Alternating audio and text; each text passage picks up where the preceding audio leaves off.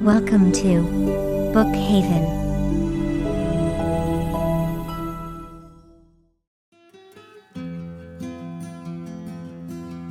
Okay, so we're diving deep today into Atomic Habits.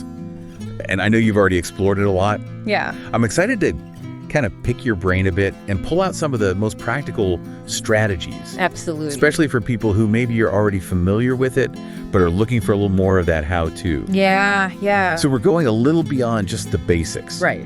And really looking at how these tiny behaviors that James Clear talks about can unlock those massive changes. Absolutely. So are you ready to go deep? I am. I'm so ready. I'm excited. Let's do it. One of the things that I think is so fascinating about this book is that it really emphasizes those systems over goals. Yes. Right? It's like, it's not enough to just say, I want to be healthier. Right. It's not enough to say, I want to be more productive. Exactly. It's really about how do we build the habits that will get us there. Yeah, he's really kind of saying we're not the product of our aspirations. Right. We're the product of our daily routines. It's the tiny things that we do almost without thinking. Yeah, those almost unconscious routines. Yeah. And I love that idea of these tiny changes compounding over time. Right. Like it's almost like... It's like investing pennies every day and then eventually having a fortune. Right. And it's not about this kind of overnight dramatic transformation. No. It's about consistency. Yeah, consistency is key. And those small, almost like imperceptible shifts in our behavior. Exactly. And that's where these atomic habits come in. Yes. These tiny changes that compound over time to create massive results. One of the things that really stood out to me reading Atomic Habits was his emphasis on making those good habits obvious. Yes. Attractive, easy, and satisfying. Absolutely. It seems so simple when you say it like that. Right. But it's actually really profound. It is. It really is. And so I'm curious about this idea of making habits obvious. Yeah. How do we actually do that? So he breaks this down into his 4 laws of behavior change. Okay. And so each law kind of offers a lever we can pull. Okay, either strengthen those good habits or dismantle the bad ones. I love that. Okay, so can you walk us through the 4 laws a little bit? Yeah, so the first law is make it obvious. Okay. The second is make it attractive. Okay. The third is make it easy. And the fourth is make it satisfying. Okay. So, to make it obvious, you can use things like implementation intentions. Okay. Which is basically deciding exactly when and where you're going to do a habit. So like writing it down? Yeah, and making it super clear. Like 8 a.m., I'm going to do this. Exactly. Having visual cues. Right. Like, if you want to drink more water, keep a water bottle on your desk to make a habit attractive. Okay. You can bundle it with something you enjoy. Okay. So like listening to your favorite podcast while you exercise. I do that. Yeah, me too. Or, joining a group or a class that makes the activity more fun. Okay. Make it easy. You want to reduce friction. Okay. So that could be things like prepping your meals in advance. Yeah. Laying out your workout clothes the night before. Yeah, I do that. Yeah, it's all about just removing those obstacles Okay. to make it satisfying. You can use things like reward systems, tracking your progress, or celebrating your wins. Yeah, making those little wins feel big. Yeah, exactly. I'm really curious about this idea of craving. Yeah. How do we actually make a habit something that we crave? Yeah, that's where Clear gets really insightful. Okay. Because he talks about this idea of reframing our mindset. Okay. Right? So instead of viewing something like exercise as a chore, we need to find ways to associate it with something we genuinely desire. Okay. So maybe it's the feeling of energy and accomplishment afterwards. Okay. Maybe it's the stress relief. Yeah. Maybe it's that you get to listen to your favorite podcast or audiobook while you're walking. It's about finding those things that truly motivate you. Yeah, and it's so personal too, right? Absolutely. It's got to be something you actually enjoy. So I think one of the best ways to make a habit something you crave is to really connect it to your values and your goals. I love that.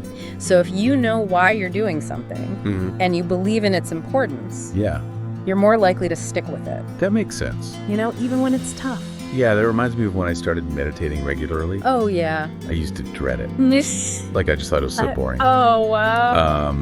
But then I started to associate it with this sense of calm and clarity. Oh, nice. And I would actually place my meditation cushion in a really sunny spot, Nice. like with a beautiful view out the window. Oh, that's awesome. It made such a difference. Ah, It just made the whole experience much more appealing. that's brilliant. Thank you. You intuitively tapped into Clear's emphasis on environment design. Oh, yeah. You made meditation inviting by associating it with those positive cues and a peaceful setting. I didn't even realize I was doing it, Yeah, but it totally worked. yeah, So it's not just about willpower. right. It's about strategically designing our surroundings Exactly. to kind of nudge ourselves in the right direction. Make those good choices easier and the bad choices harder. Totally. So it's almost like we're hacking our own behavior, Right, but in a good way. in a good way. Exactly. So it's all about understanding that psychology behind our habits and using it to our advantage. Exactly. It's like, having healthy snacks readily available and keeping the junk food out of sight. Yeah. Or, putting your running shoes right by the door. Yeah. So you're more likely to go for that jog. Yeah. Or like putting your phone in another room when you're trying to focus. Well, that's a good one. We've all been there. Right. And of course, we all have slip-ups. We all fall off the wagon sometimes. We're human. Exactly. So how does ClearC suggest we get back on track? This is where the 2-day rule comes in. Okay, tell me about this. Yeah, so he basically says missing a habit once is okay. It happens, but the key is to never miss twice in a row. Okay. So that way you prevent a minor slip-up from turning into a complete derailment. So it's more about consistency than this striving for perfection. Exactly. And I think that's such a relief to hear. Yeah, I think so too. Because we often beat ourselves up when we're not perfect. So this whole conversation has been really eye-opening, and I love this idea that tiny changes really can lead to remarkable results. Absolutely. So what's a tiny habit you could change today?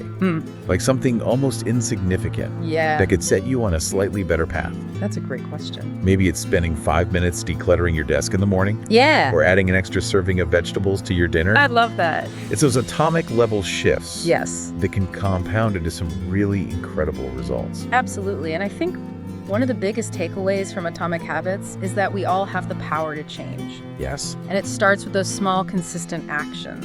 it's so hopeful. It is. It's like there's always something we can do to improve. Yeah. And it's never too late to start building those better habits. I love that I'm inspired. Me too.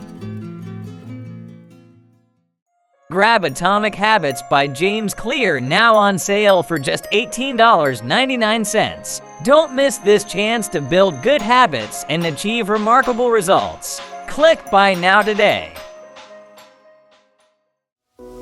Like and subscribe for more Bookhaven podcasts.